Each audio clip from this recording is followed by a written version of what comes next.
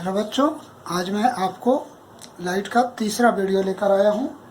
पिछले वीडियो में मैंने आप लोग को रिफ्लेक्शन ऑफ लाइट और प्लेन मिरर का चर्चा किया था। आज हम लोग को स्फेरिकल मिरर के बारे में चर्चा करना है। मैं राघवेंद्र कुमार और आप लोग को मैं मैथ और फिजिक्स का सब्जेक्ट लेकर आता हूँ और आप लोग को पसंद आता है तो ये वीडियो अपने मित्रों में शेयर करें ताकि अधिक से अधिक लोगों को इसका लाभ मिल सके। तो हम लोग आज चर्चा शुरू करते हैं स्फेरिकल मिरर। स्फेरिकल मिरर सबसे पहले चर्चा करते हैं what is the spherical mirror. तो the mirror which reflecting surface is curved is called the spherical mirror. Such mirror which reflecting surface is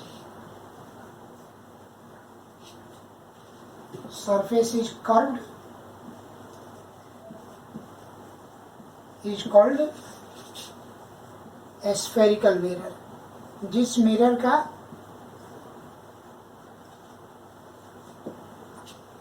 surface curved होता है उसको स्फेरिकल मिरर कहते हैं। अब देखिए, मिरर की चर्चा अगर हम करें तो मिरर हम लोग को मुख्य रूप से तीन प्रकार के होते हैं। एक होता है हम लोग को प्लेन मिरर, दूसरा हम लोग का होता है स्फेरिकल मिरर और तीसरा होता है पैराबोलिक। अब पैराबोलिक मिरर के बारे में अभी हम लोग नहीं पढ़ेंगे। प्लेन मिरर के बारे में हमने पढ़ लिया। स्फेरिकल के बारे में हम अभी चर्चा करेंगे। इसमें दो मिरर होता है, concave mirror and convex mirror. इसमें दो प्रकार के मिरर होते हैं।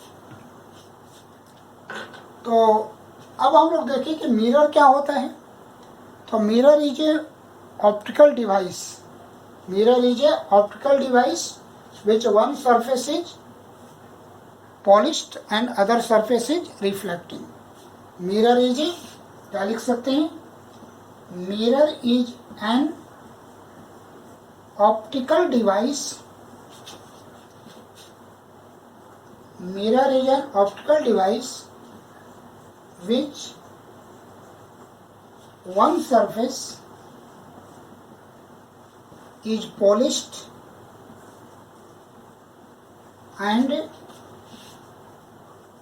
and other surface is reflecting.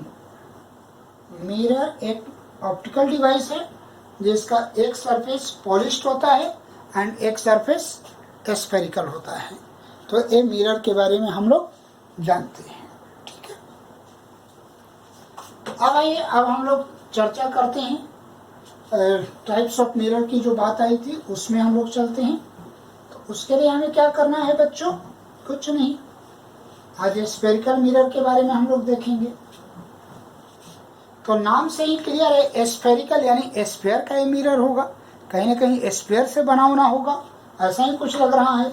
तो हम लोग क्या करते हैं कि एक स्फेयर बना लेते हैं। चलिए, ये क्या है? स्फीयर है। It is not a circle, sphere है। हम लोग क्या करते हैं कि इसको यहां से ऐसे कट कर देते हैं, ऐसे। तो कट कर कर इसको अलग कर लेते हैं। जब अलग हम लोग करेंगे तो हम लोग का इस प्रकार का कुछ स्ट्रक्चर बनकर निकलेगा, ऐसा। ठीक है, जस्ट लाइक कटोरा, बाउल। कटोरा हमने देखा है घर में, कटोरा की तरह का स्ट्रक्चर है। अब जो सरफेस इसका अंदर की तरफ है, it is called the concave. देखिए, यही बात याद रखनी है कि जो अंदर जो धसा हुआ है, कटोरा में जो धसा हुआ सरफेस है वो कनकेव, और जो बाहर वाला सरफेस है जो बल्ज आउट है, it is called the convex. ये दोनों का पार्ट समझना जरूरी है। जो धसा हुआ है अंदर, दैट इज द कनकेव, और जो बाहर निकला हुआ है, दैट इज द कन्वेक्स। अब इसमें देखिए, अगर इस मिरर में हम कनकेव पार्ट को, कन्वेक्स पार्ट को पॉलिश कर दें यानी बाहर से इसको पॉलिश कर दे तो रिफ्लेक्टिंग सरफेस कौन हो जाएगा, अंदर वाला concave, then it is called the concave mirror. तो इसको हम लोग कनकेव मिरर कहेंगे। यानी such mirror in which reflecting surface is concave and polished surface is convex is called the concave mirror.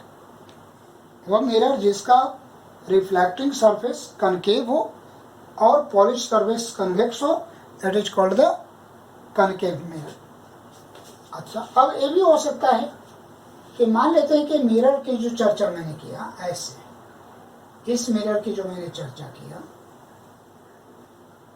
Suppose that कि हम कनकेव पार्ट को polish कर देते हैं, अंदर से पॉलिश कर देते हैं, तो रिफ्लेक्टिंग पार्ट इसका कन्वेक्स हो जाएगा, then it is called the convex mirror. तब इसको कन्वेक्स मिरर कहेंगे।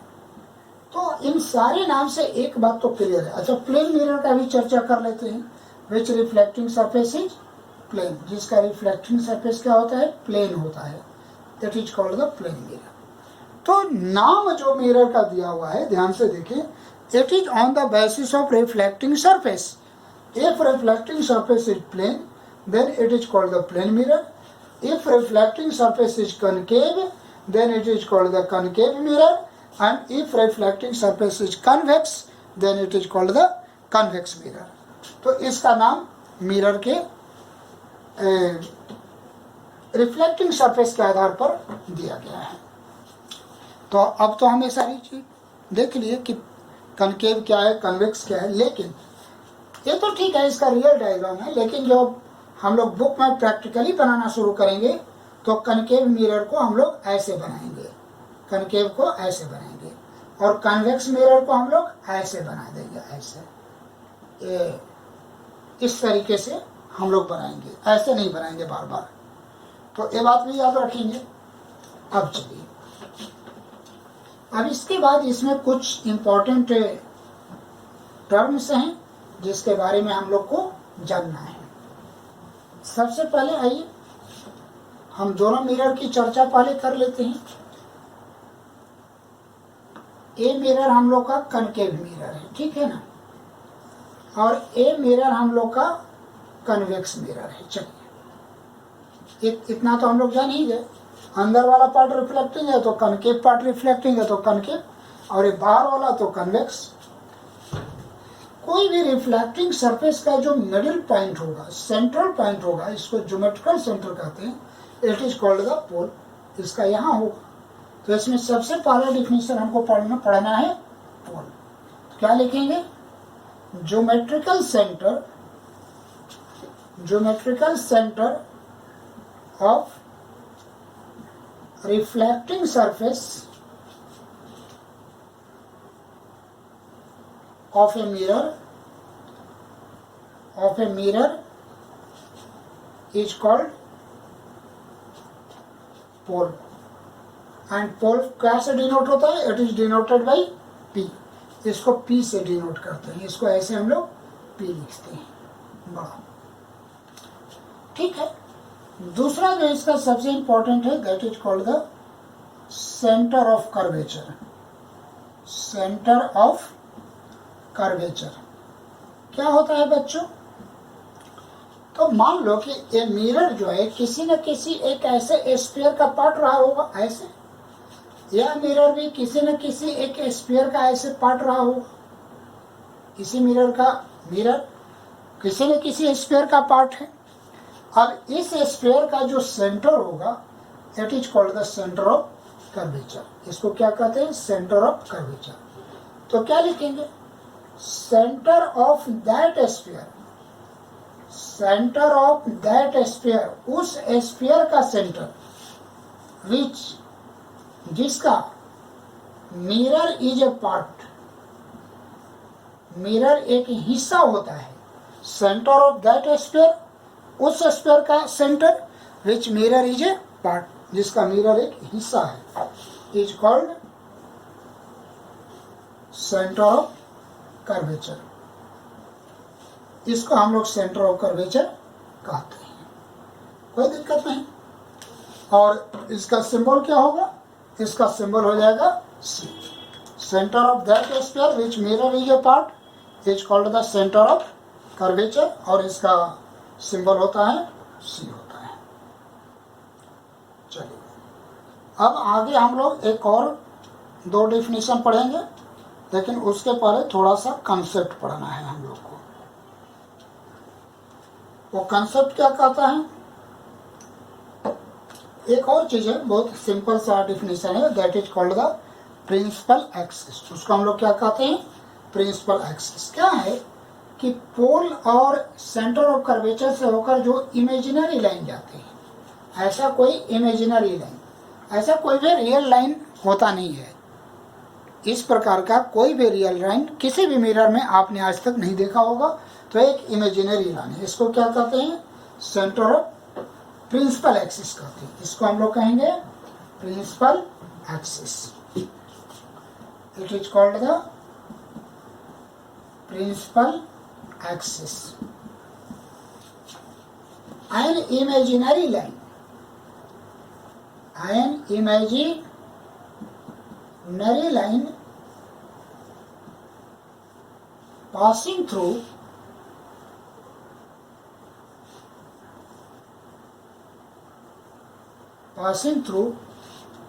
pole and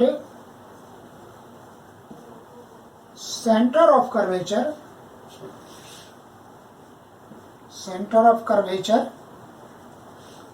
is called principal axis. It's called principal axis. ठीक है, तो इतना डेफिनेशन हम लोग सीख लिए। कोई ऐसा, ये क्या है, इमेजिनरी लाइन है, ऐसा कोई लाइन होता नहीं है। अब हम लोग क्या करेंगे कि यहीं पर एक और पढ़ लेते हैं, that is the radius of curvature. That is the radius of curvature. तो pole and centre of curvature के बीच का distance, it is called the radius of curvature. यहाँ ही हो जाएगा रेडियस ऑफ कर्वेचर, इसको कहा जाएगा पोल एंड, तो distance between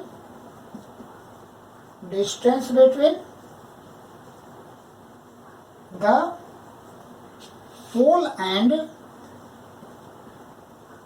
and centre of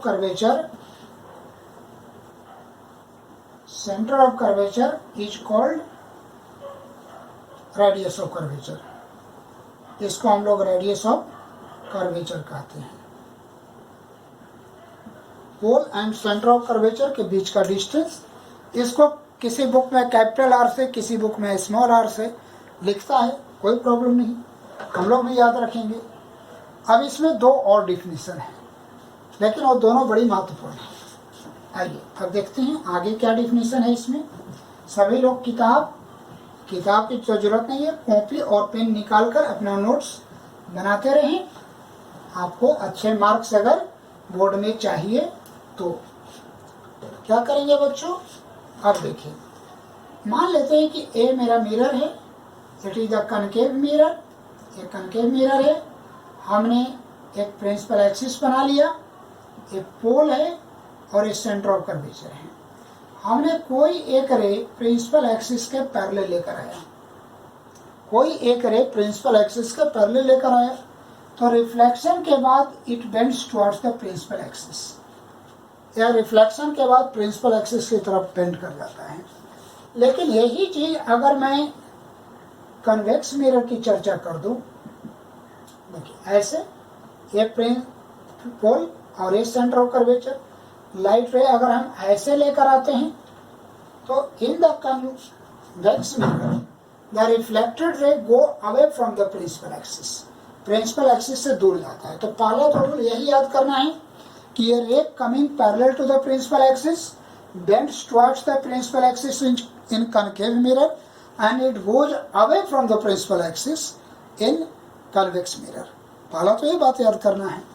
दूसरी बात कि during this journey the reflected रे either intersects the principal axis at a point or it seems to intersect the principal axis at a point। देखिए क्या मतलब है, अगर कोई आदमी यहाँ से देखेगा, आंख यहाँ रखेगा अपना, तो उसको क्या लगेगा कि ये लाइट इधर से आ रही है, नहीं, कभी नहीं लगेगा।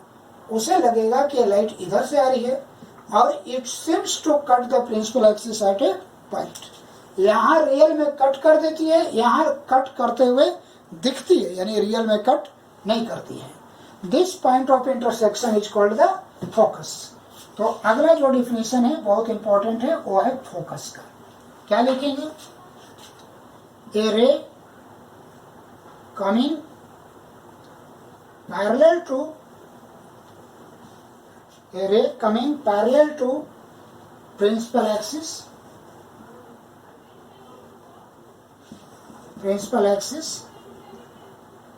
either intersects or seems to intersect the principal axis at a point. This point of intersection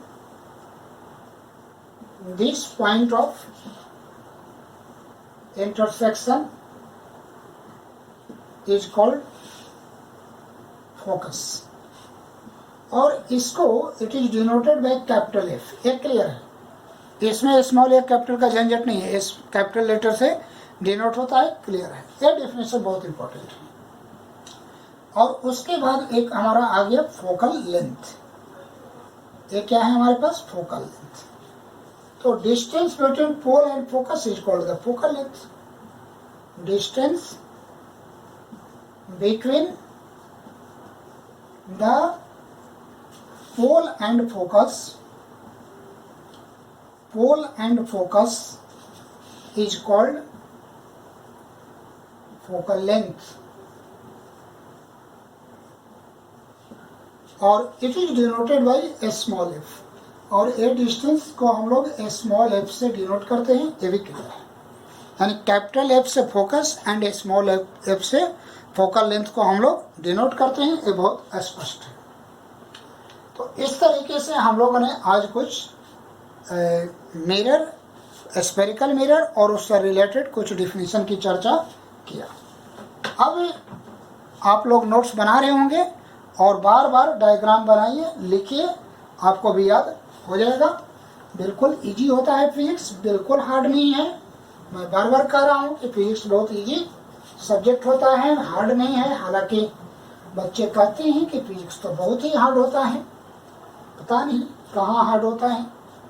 अब ये एक बहुत इंपॉर्टेंट बात पढ़ेंगे, एफ इक्वल टू r/2, यानी focal length radius of curvature का हाफ होता है। हम इसकी चर्चा कर लेते हैं। तो हम एक ऐसे कौन सा मिरर बनाया? कनकेव मिरर बना दिया और इस मिरर का नाम रख दिया mm, और साथ में एक प्रिंसिपल एक्सिस बना लिया। यहाँ पर पोल होगा, ये पॉइंट पर पोल होगा, यहाँ पर फोकस होगा और यहाँ पर सेंटर ऑफ कर्वेचर होगा। और कोई एक रे प्रिंसिपल एक्सिस से पैरेलल आ रही है, तो हम जैसा कि बताए कि after the reflection it will pass through the focus, ये फोकस से होते हुए चली जाएगी। ठीक है, अब इस रे को हम लोग ए भी मान लेते हैं। अब कंस्ट्रक्शन में क्या करना है कि आपको इसको ज्वाइंट कर देना है, इसको ज्वाइंट कर देना है। बच्चों एक बात ध्यान दीजिए कि कोई अगर हम सर्कल बनाते हैं और सर्कल का ये रेडियस क्या होता है, यहाँ पर अगर एक टेंजेंट बनाए तो टेंजेंट पर परपेंडिकुलर होता है। ये तो क्लास 10 के मैथ में या 9 के मैथ में पढ़ा होगा कि radius tangent is perpendicular on the radius. अब टेंजेंट इतना ना बड़ा बना करके अगर हम एक बहुत छोटा टेंजेंट, ऐसे बहुत छोटा टेंजेंट बना दे तो इसका मतलब कि रेडियस इस पर परपेंडिकुलर है। अब ये क्या है, एक सर्कल के सर्कमफेरेंस का पार्ट है, तो इसका मतलब ये हुआ कि रेडियस सर्कमफेरेंस पर परपेंडिकुलर होता है, इसका मतलब ये हुआ। अब देखिए यहाँ जाओ ध्यान से, सी क्या था, उस स्फीयर का सेंटर था जिसका ए पार्ट है, और यहाँ से ये क्या जाएगा, रेडियस, यानी ये तो परपेंडिकुलर हो जाएगा, यानी इसको हम नॉर्मल मान सकते हैं।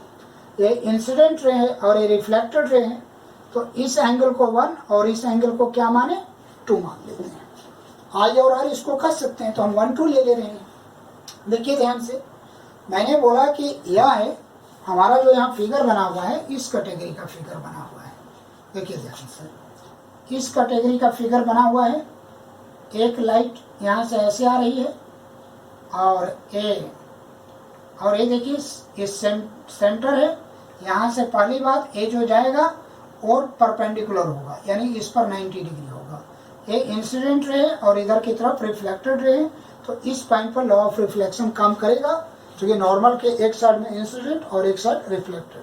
तो यहाँ क्या लिख सकते हैं, एंगल 1 इक्वल टू एंगल 2 क्यों लिख सकते हैं, बाई लॉ ऑफ रिफ्लेक्शन। किसी ने लिखा होगा कि by second law of reflection, ठीक है, वो भी चलेगा। अब देखिए AB एंड PC पैरेलल है, क्योंकि मैंने कहा था कि ray coming parallel to the principal axis. तो AB एंड PC पैरेलल है और ये ट्रांसवर्सल है, तो एंगल 1 और एंगल 3 अल्टरनेट एंगल हो जाएगा। इसको क्या कहेंगे, अल्टरनेट एंगल। कोई दिक्कत नहीं। ध्यान से देखिए, ऐसे है और ऐसे है, ये इंसिडेंट रे है और ये प्रिंसिपल एक्सिस है, ये ट्रांसवर्सल है। तो ए और ए एंगल जेड बनेगा।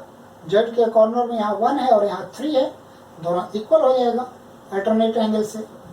अब यहाँ देखिए 1 over 1 दोनों इक्वल है, यानी ये दोनों इक्वल हो जाएगा, एंगल 2 इक्वल टू एंगल 3। अब 2 और 3 दोनों एंगल इक्वल है, तो BF और C एक ट्रायंगल है जिसमें 2 एंगल इक्वल है। इसका मतलब क्या हुआ बच्चों, आइसोसेलेस ट्रायंगल है, और आइसोसेलेस ट्रायंगल में side opposite to equal angles are equal, theorem पढ़े हैं 9th क्लास में। तो ये दोनों एंगल इक्वल है, इसका अपोजिट साइड BF और इसका अपोजिट साइड CF इक्वल हो जाएगा, BF इक्वल टू CF। ठीक है, एक बात ये हो गई।